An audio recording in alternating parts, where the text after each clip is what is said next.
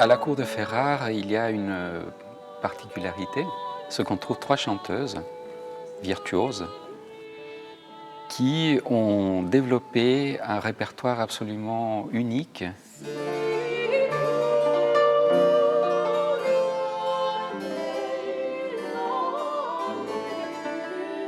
La musique qu'elles interprétaient était surveillée ou gardée par le duc lui-même, qui était très jaloux de ces chanteuses et qui n'admettait pas que cette musique puisse être chantée ailleurs qu'à la cour de Ferrare.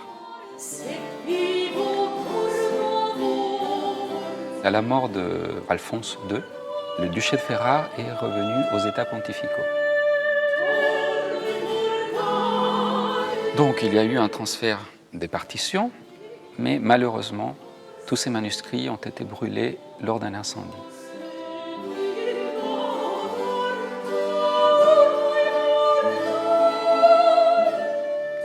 Le compositeur Luzzasco Luzzaschi a pu éditer à Rome en 1601 un recueil avec des madrigaux.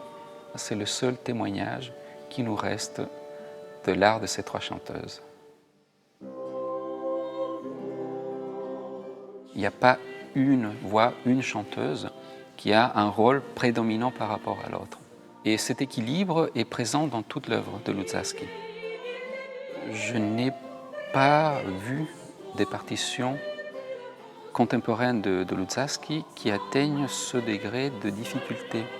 D'ailleurs, lorsqu'on décrit cette technique vocale à l'époque, on imaginait comme les feuilles d'un arbre qui bougeaient très rapidement avec le vent, mais qui restaient quand même attachées aux branches et au tronc.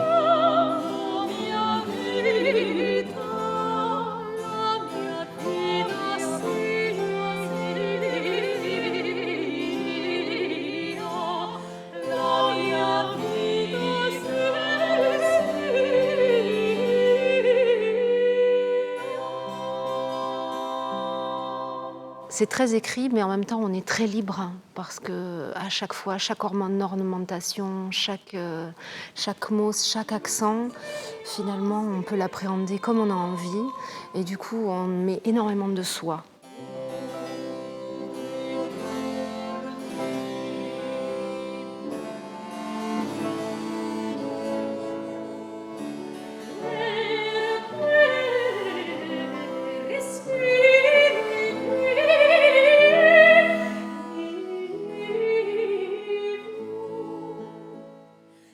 Je suis la chanteuse qui chante la voix la plus grave dans le programme de ce Concerto delle Donne.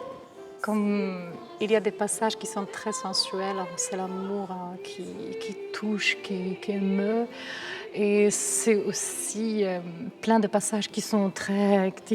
il y a beaucoup de notes, du coup ça secoue beaucoup, alors il y a beaucoup de fougue. De l'amour, de l'espoir, de la douleur, de la souffrance, des larmes, des sourires.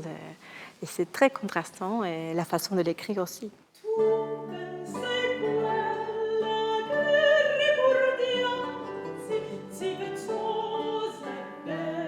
Les passions humaines vont être représentées par la musique dans tous ces contrastes. Et au sein d'un même madrigal, on trouvera des moments d'une grande exaltation, d'une grande vélocité, d'une grande vivacité, et d'autres moments où la tristesse, l'abandon, la lassitude dominent. Et c'est à ce moment-là que je demande aux chanteuses d'avoir des sons très droits, très linéaires. Des moments qui doivent presque donner l'impression de glacer le son. Qu'on soit dans cette idée presque d'un gisant où la mort apparaît.